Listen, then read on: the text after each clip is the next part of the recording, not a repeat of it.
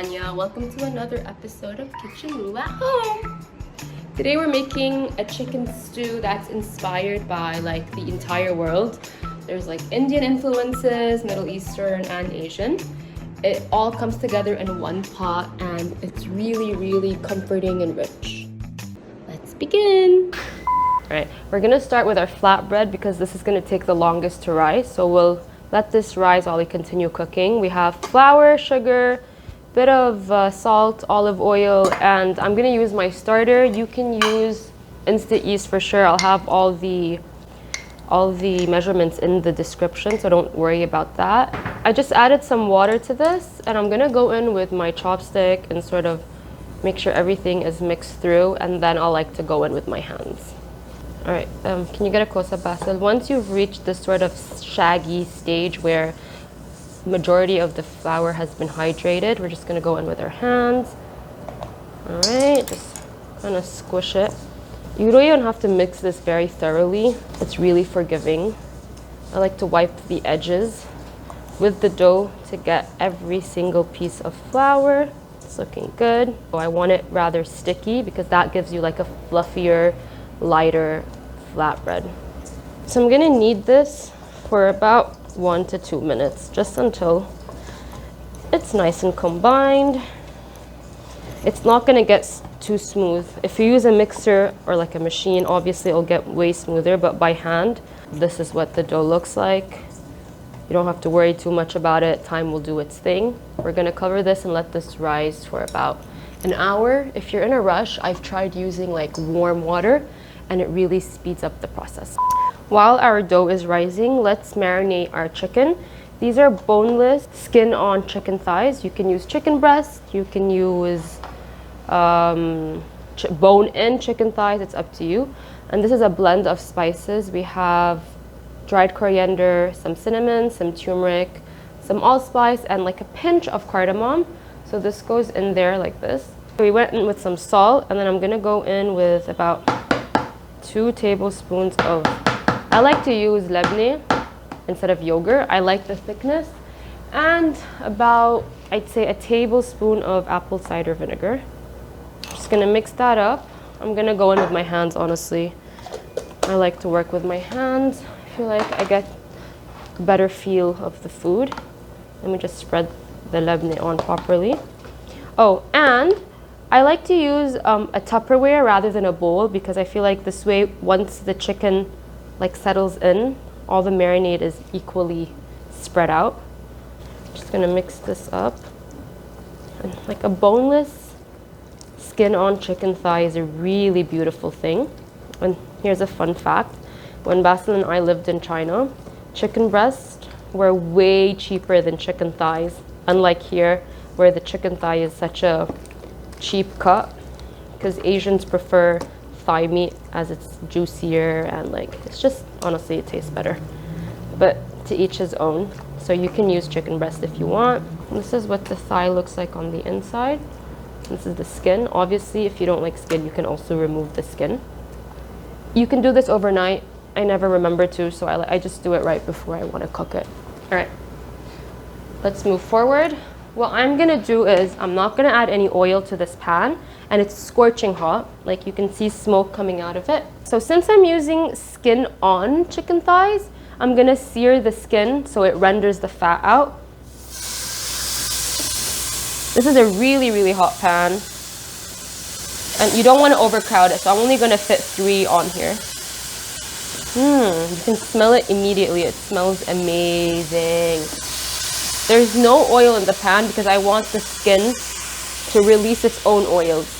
I don't know if it shows on camera, but you can already see the oils from the skin releasing. That's exactly what I want.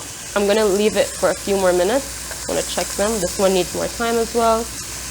Okay, we're gonna sear this for about like 3 to 4 minutes. And then we're gonna flip them and continue with the rest of our chicken. Okay. This one's looking good. Just gonna flip it.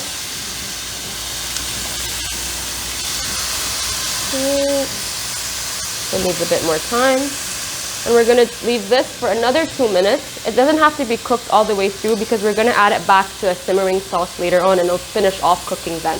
Chicken is looking gorgeous, really nice and toasty. Okay, so I removed our chicken. You can see all these oils left in the pan. Do not wipe this. The whole reason we seared our chicken was to get this oil. And now we're gonna go in with some onion. This is one onion that I chopped. Finely chopped onion. You want this to brown a bit. And you wanna like scrape any marinade bits we got on the bottom. That's all good flavor. Our onions are looking really good. We're gonna go in with ginger, garlic, and these are coriander stems. Coriander stems are so underrated. They have so much flavor, so never throw them away. And my pan is looking a bit dry, so I'm gonna go in with some oil. I just happen to have some garlic oil here, but just use regular oil. Okay. Give that a mix for about 30 to 40 seconds. Can you smell that? It smells like heaven. Okay, now we go in with our tomatoes. I like to remove the skins. And once the tomatoes start breaking down, we're gonna go in with some water and tomato paste. So, we're gonna go in with about a tablespoon of concentrated tomato paste. And gonna let that brown as well. It's so smoky, so you can't see much. We're gonna go in with some water. Yeah, this looks glorious. I'm gonna go in with some seasoning now. It's just salt. I'll have everything in the description, don't worry. Some black pepper. And it's gonna have the flavor of the chicken spices once we add the chickens back in. What I'm gonna do is, I'm gonna mash it a bit with a potato masher. I prefer chunks in everything. You like it chunky? You know why I wanted to blend it? I wanted it to be thicker. Like I wanted it to have some body. I'll just let it reduce. Let's look for my potato masher. Where are you? It smells amazing, like amazing. All right, let's put the chicken back in. By the way, guys, I know you're not fans of chicken skin and you don't have to eat it, but if you cook with it, it really adds so much flavor to your dishes. Like it adds richness, you know?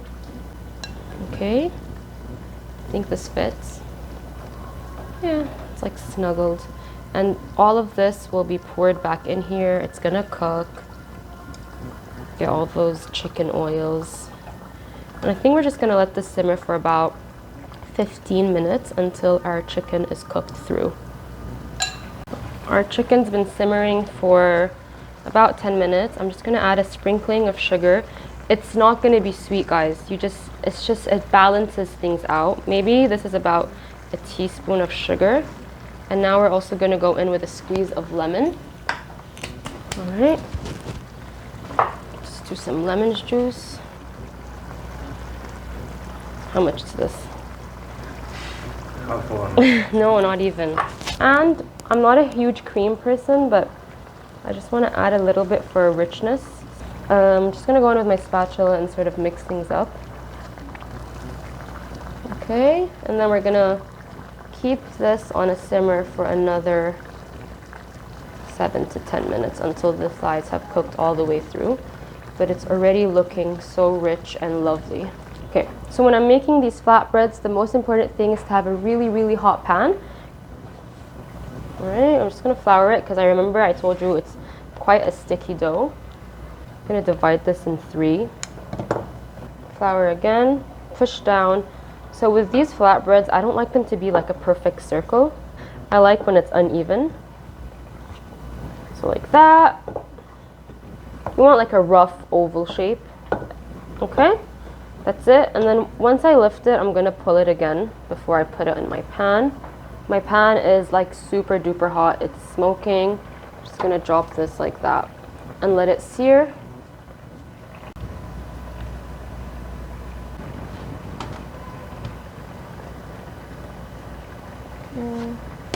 Here.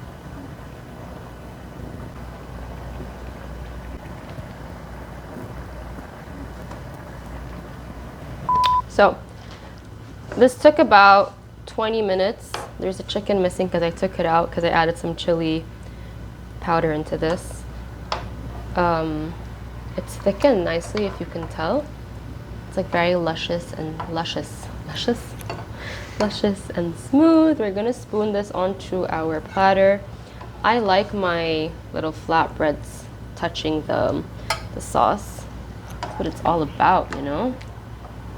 Okay, oh, look at that, I'm so excited. All right, and then the residual sauce we'll put in a small bowl, and then you can just dip your naan or flatbreads into it. So obviously that's not gonna go to waste.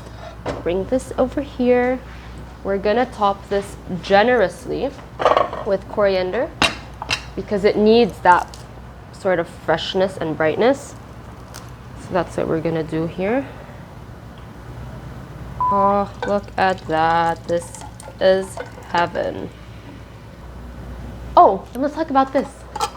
Mango chutney. I made this yesterday. I had 2 ripe mangoes in my fridge that were like really sad and wrinkly with brown spots. So I just peeled it, put it in a pan with a different, like some spices and vinegar, and I reduced it until it was like jammy and gorgeous like this. I'll make sure to put the recipe in the description. I like to go in with just a little bit of rice. I don't care much for rice. I prefer bread way more. Then you go in with 1 chicken. Oh, serving spoons here. Didn't see it. Go in with 1 chicken. Oh, yum. I like a lot of coriander on my chicken. And then 1 flatbread.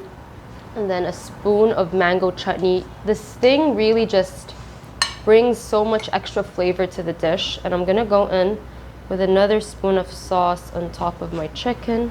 I just want to slice into this beautiful chicken thigh to show you. It's so tender, and that's the nice thing about chicken thigh. It's really hard to overcook. You know what Basil would do? Basil would chop, like slice everything up so you get to bite in every... I don't like eating it that way. So I'm just gonna cut a bit. Just tear some flatbread. It's so fluffy and so soft. I'm gonna steal some sauce, some bread, some chicken, some chutney, some rice. This is really messy.